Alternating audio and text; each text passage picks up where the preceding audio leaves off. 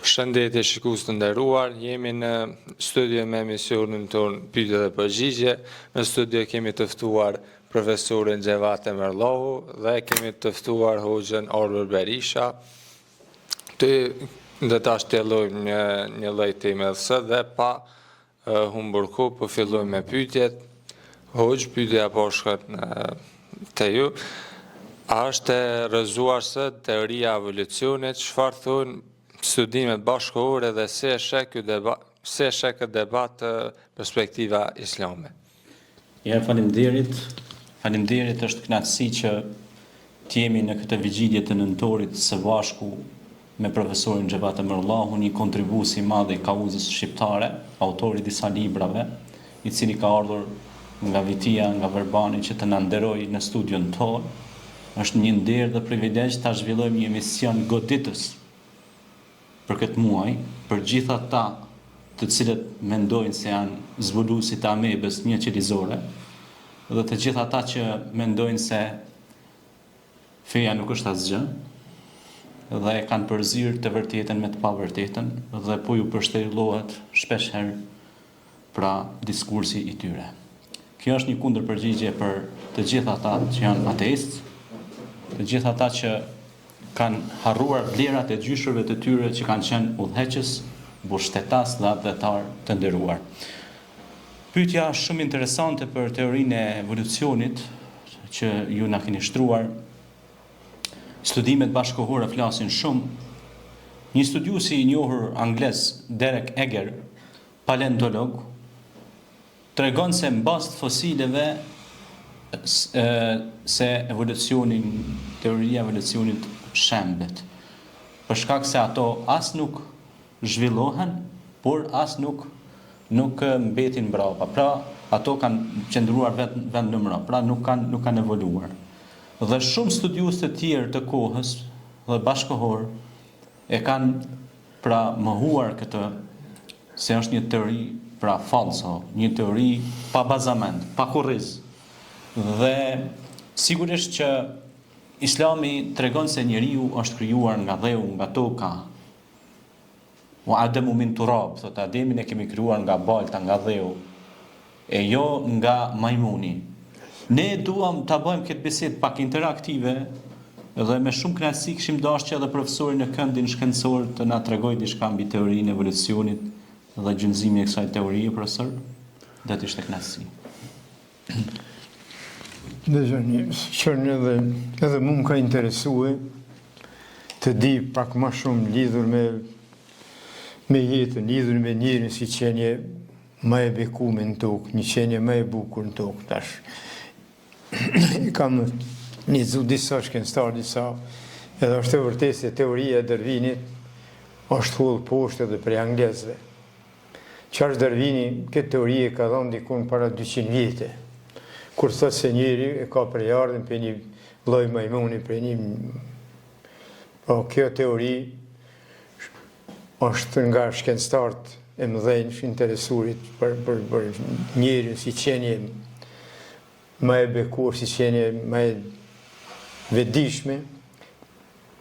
Kanë ardhur në përfundim se njeriu nuk ka kurrfar përbashkësie me majmun, me asnjë lloj majmuni, se këtë teori Darwini ka dhënë atëherë kur nuk ka pasur njohuri fare me gjenetikën edhe me biokimi. Kështu në trupin e njerit, po ta kishim ne njerit, ta kishte prejardhën për majmun, do transplantonte gjak, do transplantonte ke veshk ose edhe organet e tjera. Po megjithatë në trupin e majmunit medicina thotë nuk guxon të futet asnjë pikë gjaku. E le më të mirë në organet e tjera. Prandaj kjo ka raposht edhe është teori e pa asnjë bazë shkencore ose njerëzore. Faleminderit profesor, vazhdojmë me pyetjen e radhës.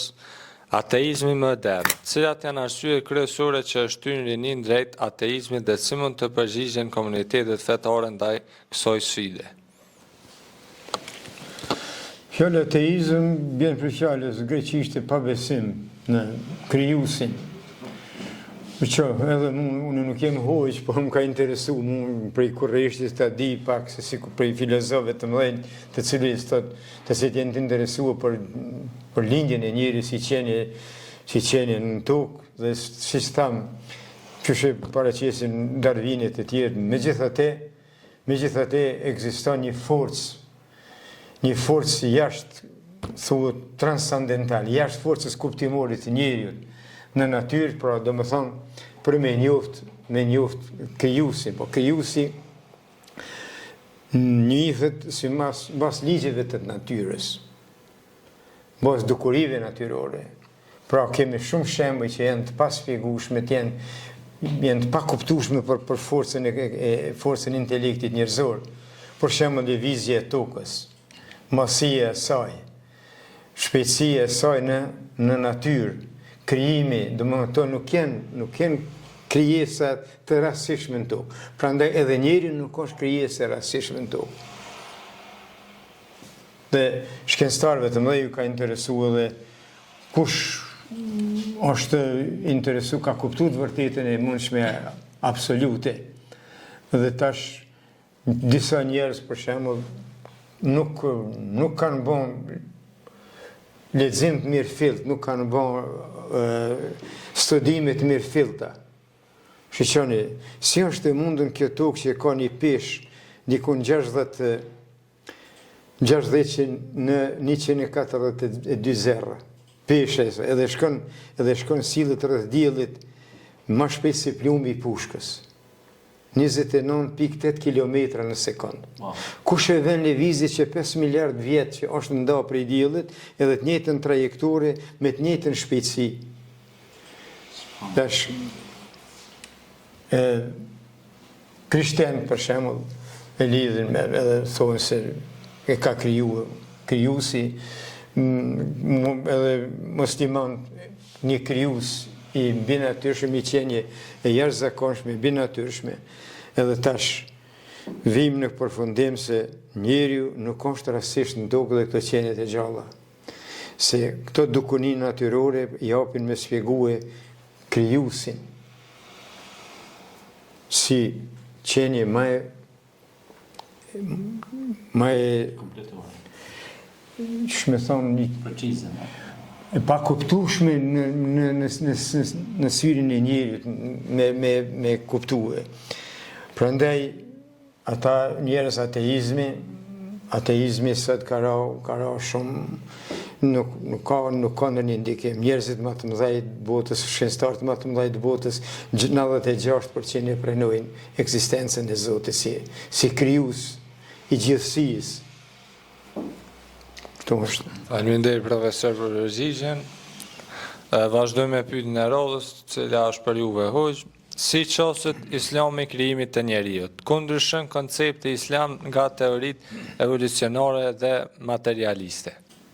Islami qaset shumë bukur çështjes së krijimit të njerëzit. Zoti I Madhëshëm thot në një ajet kuranor, pikërisht në surën Yasin. Thot: "Awalam yara al-insanu anna khalaqnahu min nutfatin fa idha huwa khasimun mubin." Thot, a nuk e kemi krijuar njeriu nga një pikë e vogël? Dhe ai u bë arrogant, mos mirënjohës. Pastaj Zoti thot në Kur'an: "Laqad khalaqna al-insana fi ahsani taqwim, thumma radadnahu asfala safilin." Pra thot, ne e ngritëm njeriu shumë lart, e privilegjum, ja dham arsyen, intelektin, të menduarit. Pra gjitha këto të mira thot, I keni nga krijuesi, nga Allahu. Por ai njeri I cili u bë pra ateist ose u bë mosbesues, I mohoi të mirat e krijuesit që ja dha krijuesi. Prandaj shkaku I rënjes në ateizëm ose në deizëm ose në pabesim, paganizëm e kështu me radhë, është shkaku I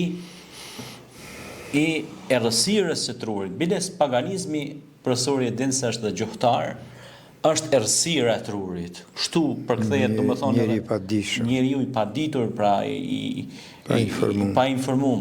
Se shpesh herë ne kur I thon dikujt ignorant, ai preket e thot pse po më thuaj ignorant, po më shan. Nuk është sharje ti thosh tjetrit ignorant. Ignorant do thotë që ti nuk ke njohuri. Dhe pastaj ti duhet të lexosh, që të informohesh dhe të pajisesh me dije. Pra nuk është fjalë se shpesh herë kur I thu dikujt ignorant, thotë si më thu ti mua ignorant, ha? Pra duhet njeriu ta pranojë një gjë që nuk e din. Zoti thot në Kur'an: Fas'alu ahla dhikri in kuntum la ta'lamun. Pyetni ata të diturit, shumë përmendësit për gjëra që ju nuk i dini. Prandaj Zoti dërgoi pejgambert mesin ton që të na mësojnë besimin, na mësojnë diturinë, sepse fjala e parë në Kur'an zbriti Iqra bismi rabbikal ladhi khalaq. Lexo me emrin e Zotit. Njeriu i pa lexuar është i paditur.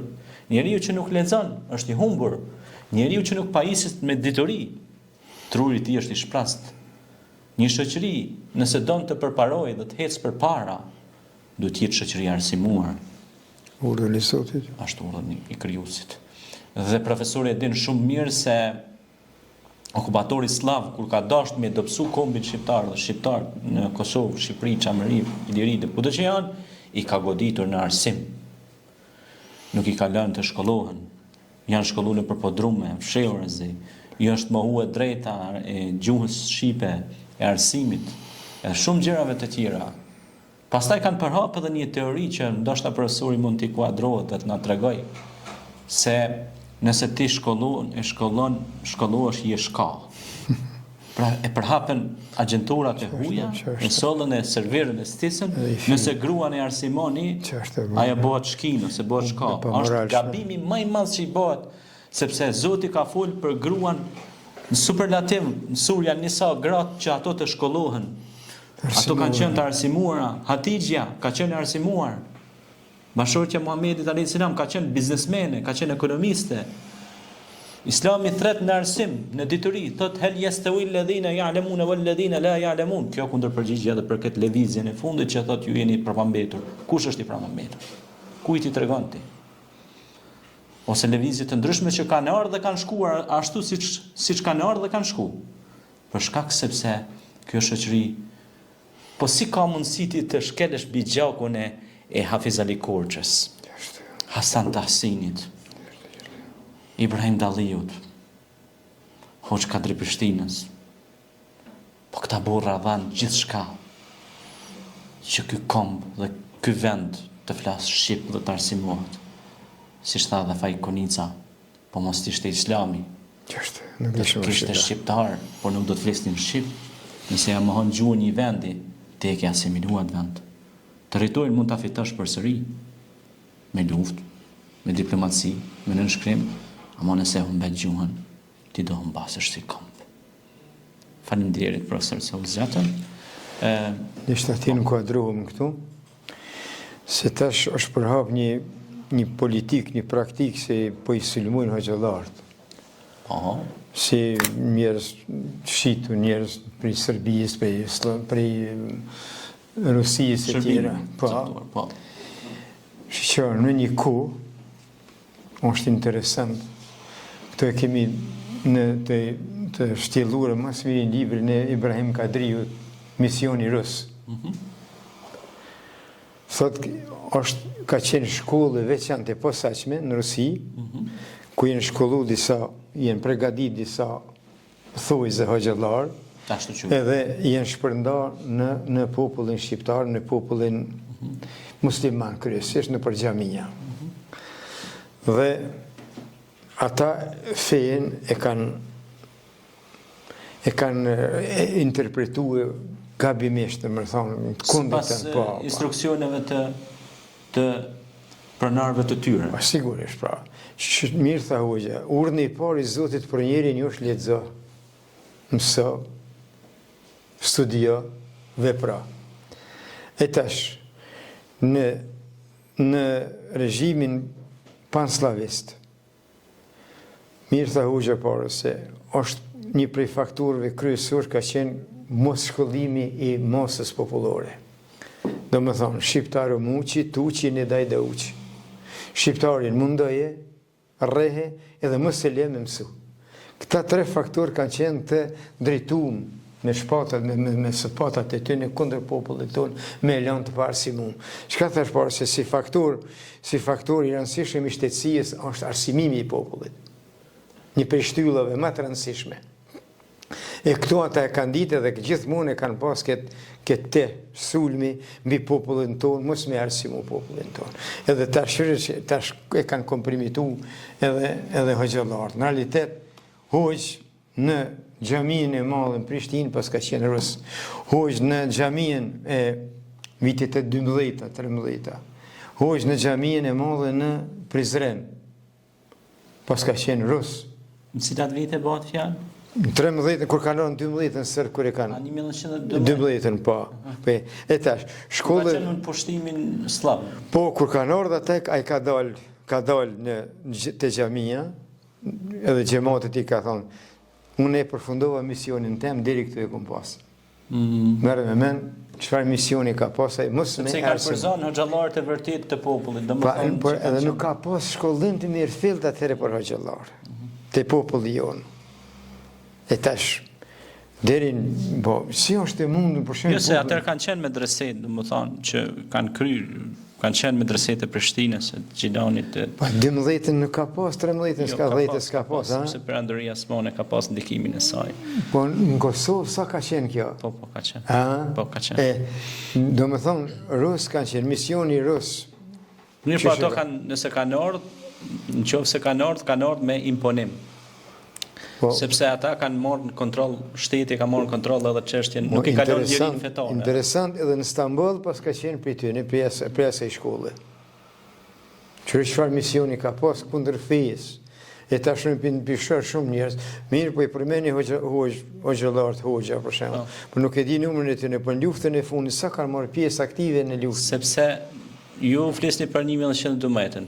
Po. Mirë po ne nëse shkojmë vitin 1870, 10 qershor, kush ka qenë kryetari I lidhjes së Prizrenit? Po. A ka qenë hoxh? Po, hoxh. I merr Prizreni. Ai I merr Prizreni. Po I merr Prizreni. Mideriz. Po Mideriz. Mirë, po ta s'kan pushu asnjëherë, nuk kanë lënë porë shoqënisë pa e prek me popullin tonë me demoralizu me shkatër. Kjo është tash luftën e fundit. Nuk e di nëse e di numrin, disa hoxhallar kanë qenë aktiv në çet luftën e fundit, diku 90 hoxhallar. Po. A sa kanë ra?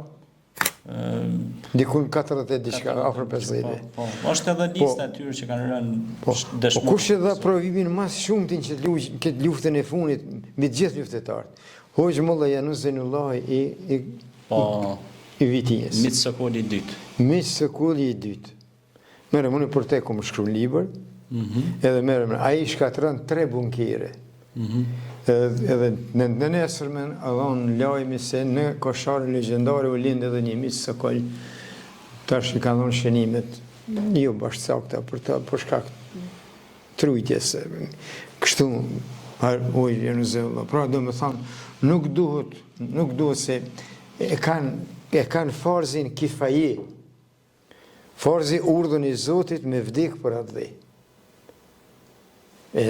Mirë, po kjo tash po keq përdorët. Unë kam dëgjuar disa shkrime, disa lexime që shumë me nënçmim flasin për hoxhallarët, njerëz korruptuar të materiales të ajo nuk qëndron. Tash është marrë kjo organizata për shkthimin e në fejen e vjetër. Cilën fe kemi pas në të vjetër? Moshme, cilën fe? Feja moshme ka qenë slavizmi, sërb. Prej shekulli 7 deri në shekullin 13 na kemi qenë prej slave. Asnjë emër shqiptar ose musliman nuk ka qenë deri 1445 kur është bërë regjistrimi I popullatës në Kosovë në vilajetin e Branković. Asnjë emër nuk ka qenë shqiptar as musliman. Pra, këtu është ajo feja që I kanë mbjellë atëherë fejen e krishterizmi katolik ma vonë është. Ajo krahas me te kanë shku Bizantini edhe Roma katolik. Po megjithatë ne kemi qenë nën këtë presion të fejes pravoslave serbe. Prandaj nuk duhet me po dëshira e secilit është me ndru fe, me pranu fe tjetër. Shqyqoni na kemi raste edhe prej krishterëve që kanë kalu në islam. Unë i di 2 popa, 2 prifta dhe 1 pastor, që këtu i kam me emën, tash po ju lexoj. Për shembull, Samuel Shopir, pastor, Vladimir Ugrimov, pop, Hilarin Hegi, pop, David Gold, prift, Jusuf prift, Jusuf Estas prift, që këta kanë qenë Prift edhe në këtyn në islam. do më thonë me renome botnore, po krishten me, po jenë këthy në islam. Nuk ka këtu në një idhënim, kush dënë. Po me gjithate, fe nuk banë me baza urrejtjesh, me shpërnda urrejtje, me zvlaznore, në baza fetare, se shqyqorë neve në njohin popujt edhe tjerë që kanë shkru për neve si popull ma, po thamë tolerant, po ma respektus, po në harmoni vlaznore lidhë me shkruun për shembull Mark Milani, shkruun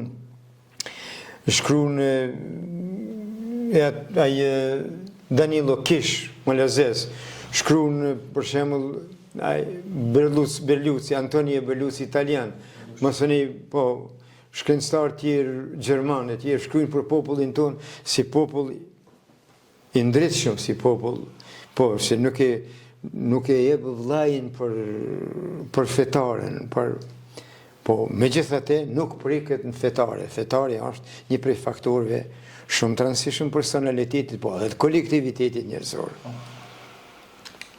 Faleminderit profesor. Ju na kallëzut pak më përpara për Hoxha Januzin, a kish mujt me na tregu pak a shumë në detaj për Hoxha Januzin, rolin e tij në rezistencën shqiptare dhe sa është e njohur figura e tij na sot. Unë kam shkru për te, i kam marrë shënimet. Kështu direkt për njerëzve, për familjes tine, se ai pas ka qenë me një shok të vetin, një bujar i Gjakovës, në Kufe atje, edhe mas ta nuk kanë pas mundësi as me largu Kufinin, po as nuk i kanë leju, e tash Hoxha ka fillu të nervozohet, merr abdes e thot shokut, mbulëm ti tash. Hoxha, bjerë mos mbulëm, ta kanë qenë, nuk ka qenë e bunker, po ka qenë një lisit trash, mas lisit trash, aty kanë qenë në të pozicionu. Edhe Hoxha, në bunkerin e parë, e ka mbulu. Hoxha ka shku dhe e ka qitë bombën në bunker. Bunkeri ka shku në hava. Tash o lidhë me bunkerin në dytë përmes istikam, përmes vijës, ati përmes istikamit, të bunkeri dytë. Ka shku të bunkeri dytë, kjo e ka mbulu kjo bujari prej kësaj pozitës lisit, edhe aty ka arrit me gjujt një bombë. Bunkeri, edhe ai ka shku në qiell, në hava, ka shku. Tash në njës të bunkeri tretë. Kur ka shku të bunkeri tretë, është vrejt për i rojave. Edhe e kanë gjujt Hoxhën. E kanë rrok, dhe me thonë, në brezet e poshtë, me mitrolez, e kanë bon, si thët populli shosh. Mirë, po ka arrit për sëri ta gjuj një bombë ati. Tu të bunkeri tretë nuk e kanë mbulu shoku. Edhe ai bunker thët, pas ka qenë me siguri me arsenal ushtarak, me mina, ai thët shkoj në qiell ma shumë, edhe një bumbullim shumë më e madhe, tash Hoxha është këthy më arë të shoku i vetë. Në kamp nuk i kanë punu. Në Bryla ka arë dikun përmi 100 metra, lëvizje, ma shumë se 150 metra, kur ka arë e ka po shokun e plagosër. Atëherë e ka kuptu se pse nuk e paska mbuluë të bunkeri tretë. Edhe tash kanë kërkuë, ky shoku i plagos ka kërkuë me arë me i marë të baza, kanë arë i kanë marë, e kanë qua atje të qadra e mjekësijës, edhe fjallën e funit i ka thënë doktor uj. Doktore, që shumë i dhonë uj, njeri ashtë shumë i plagosën, dhe më mbrezit e poshtë, krejt i plagosën, edhe sa gjak derdhje madhe, E ka thonë prit veç pak, mirë, po sa ka prit, ajo dhe fjala e fundit e tij. Kështu është. E të nesërmën, mjetit informimit është dhënë më një herë kumtesa se në kosharën legjendare u lindë edhe një mis se kol Hoxh Mulla Januzi me shënime për te. Edhe do më thonë një njëri që e ka di se çka është adhëdheu, e ka di se çka është kombëtarja. Po, këto mësime ku i mësoj ai? I mësoj pi farzit kifaje, Hoxh. Unë nuk jem Hoxh, po më ka interesu të lexoj. Po, Hoxh nuk ka qenë as Arthur Eleison, shkencëtari më i madh anglez. Po, studius më i madh i elektronikës. Mirë, po i ka interesu çka është njeriu. E tash përveç shkencës natyrore, ka ditë ligjin e Darwinit që s'përkon me të vërtetën, kërkon.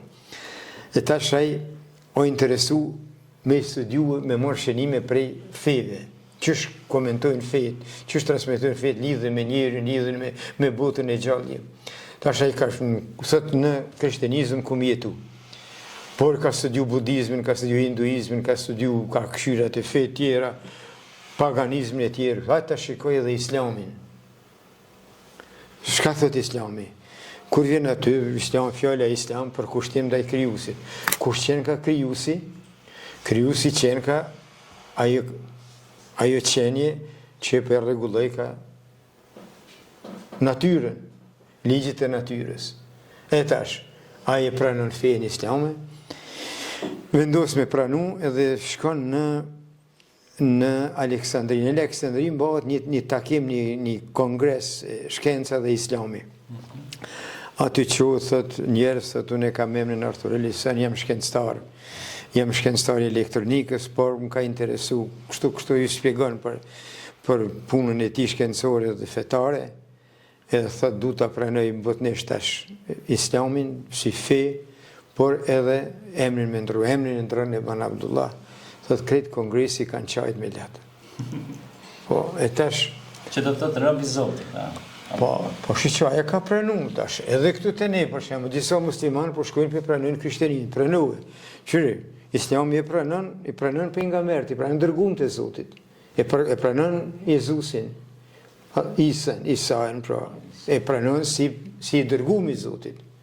E tash, dërgum Zotit kanë qenë mbi 27 e tjerë, po, dhe o që tash nuk ka illënim tu se dikush konvertohet e dikush kthejt.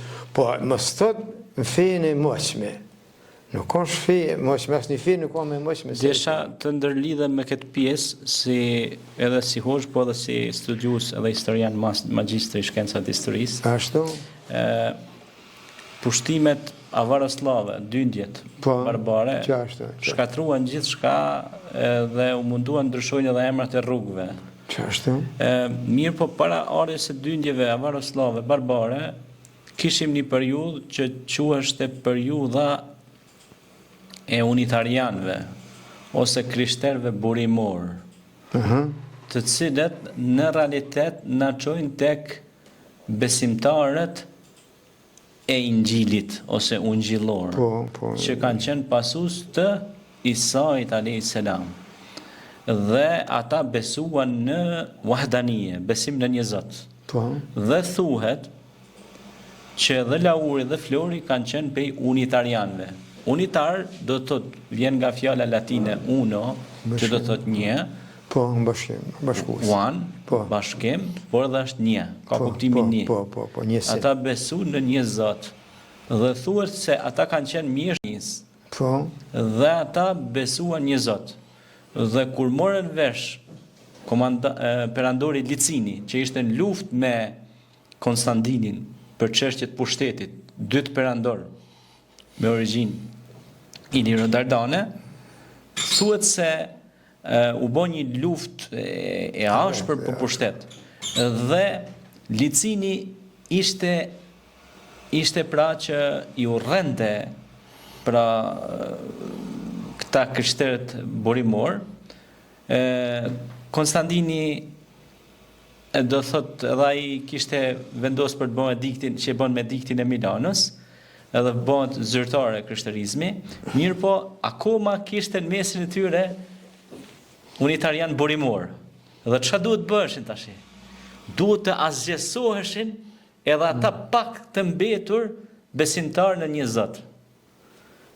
Dhe jep urdhën perëndërisë që t'i vras. Mund në Ulpian këtu, ku është kjo pjesë Allah Nasef që qenë gërmime arkeologjike aty, këtu prehet thot Lauri dhe Flori, martirët, dëshmorët e Dardanis, shkruan aty në mbishkrim. Po pse i vran ata? Ta shtrohet pyetja, se ishin besimtar? Po. Besun në një Zot? Që në ka krem të besosh një Zot? Jo ka humbë Zot të tjerë. Jo ka humbë Zot të tjerë. Po si ka mundësi se këta historian që thirren si mjeshtër të arteve të historisë nuk e thonë këtë vërtet, po e mshefin këtë realitet. Unë jau kam thënë në librat e mi, jau kam thënë me fakte dhe dëshmi, qoftë ato arkeologjike, qoftë burime historike, me referenca dhe burime nga autorët kombëtar dhe ndërkombëtar, duke bërë edhe histori komparative. Faleminderit profesor.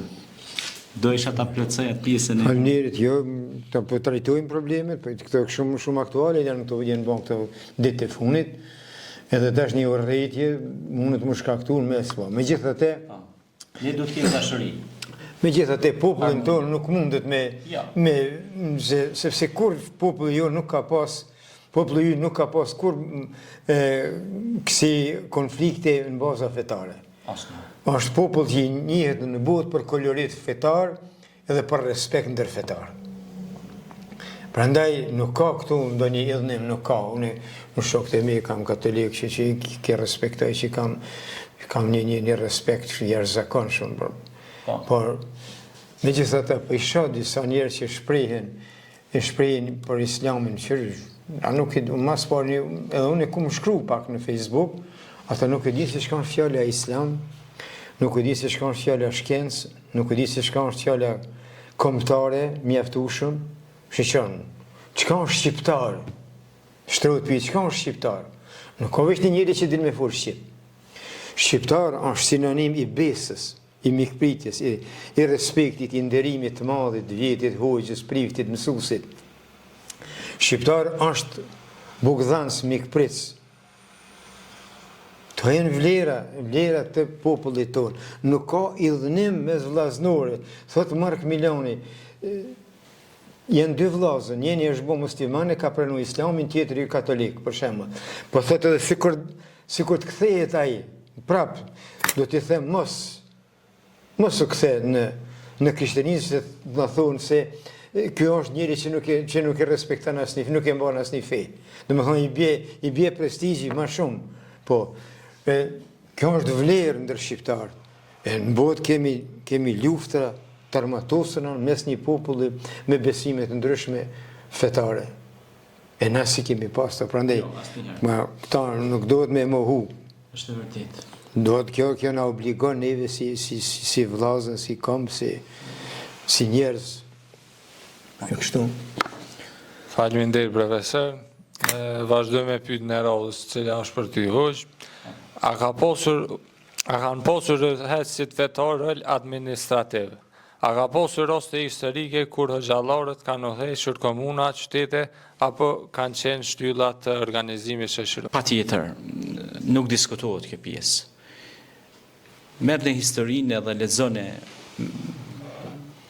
shtetë ndërtimin se si ka ardhur si në Shqipëri, në Kosovë, kudo që kanë jetuar shqiptar. Udhëheqësit e parë të komunave ose bashkive administrative, për shembull kryetari i parë i bashkisë së Tiranës ka qenë hoxh. Njëri i shkolluar, ka qenë njëri i shkolluar, ka qenë dietar. Ne këtu tash për hir të korrektësisë do lexojmë disa kryetarë të bashkive ose komunave që në Tiranë, kryeqyteti i shqiptarisë. Tashi kanë rrjedhë situatat, kuptohet, dhe kanë ndryshu, po flas ndër vite,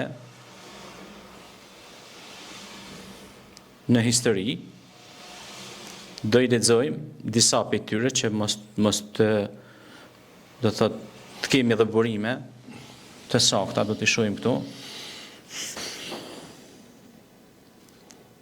Kryetarët e bashkive të Tiranës, Zyber Hallulli, viti 1913-1914. Ai mori studimet e para në qytetin e tij duke përfunduar shkollën e mesme Rushdie në Stamboll. U diplomu për teologji islame dhe filozofi. Mbështeti deklaratën e pavarësisë shqiptare. Po. Pastaj vjen Servet Libohova, i cili ishte kryetari i Bashkisë së Tiranës 1915, kohën e vidit. Ismail Ndroqi u diplomua në medresen teologjike të Stambollit, pra ishte hoxh, kryetari i Bashkisë të Tiranës. Udhëheqës administrativ në vitet pra 1917-1922. Pra, si ka mundësi që të mohohen këto fakte historike, profesori nderuar?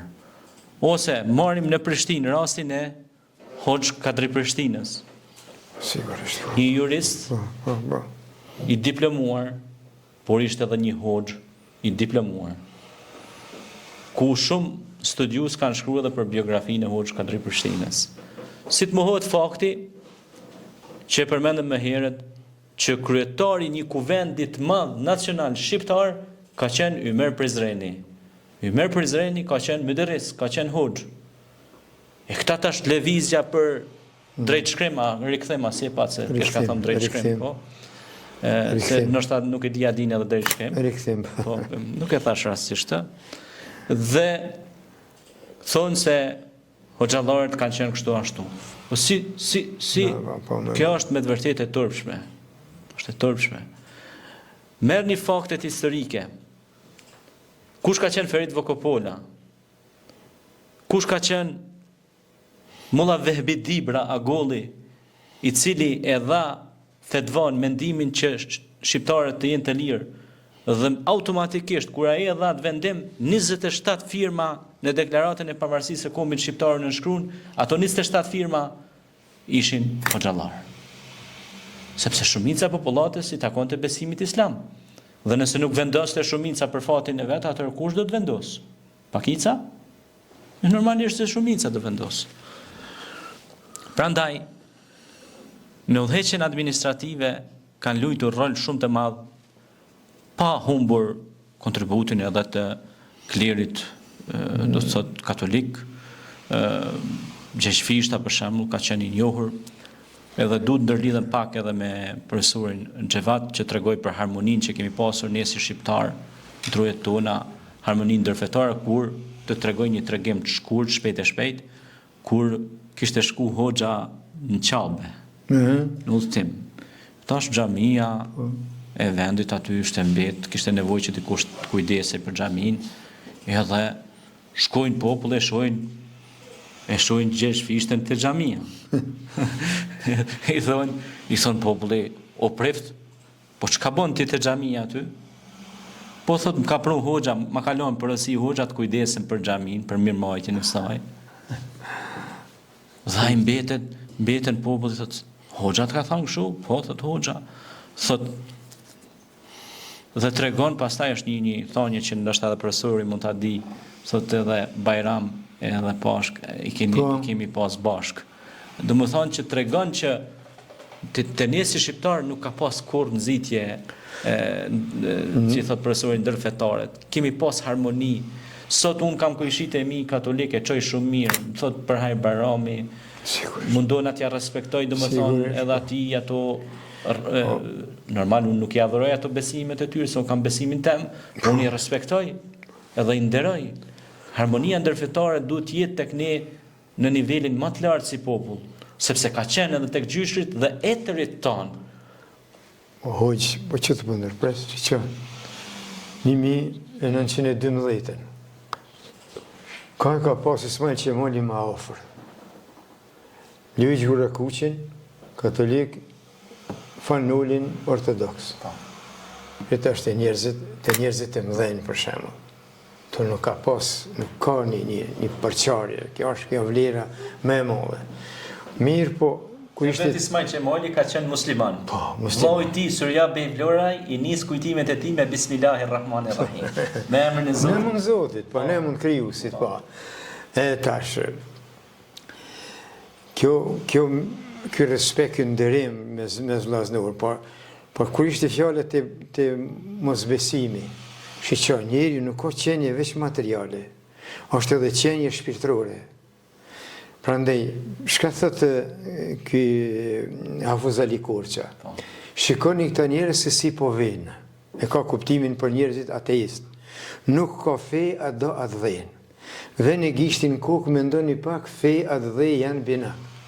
Tash nëse nuk e kesh shpirtënore në nivel, tash të ka dhe da kesh ti tash përparsi, dhe da kesh materialen. Materiale, psikologjia, thët, bollëku material e rrit instiktin shtazarak të njeriu. Prandaj nuk e don ti atë dheu nëse nuk tutër që ki mu përgjegjë nëse ban një vjedhje, një keq përdorim të atë dheut. Një keq përdorim material për shembull. Edhe tash dhe kjo tash çon dikun në degenerim pa shpirtënore, njeriu nuk mund të ecën përpara. Faleminderit profesor, faleminderit hoq, kishte e gjitha për të sot, edhe juve të cilët na keni përcjellur, ju uroj një ditë të mbarë.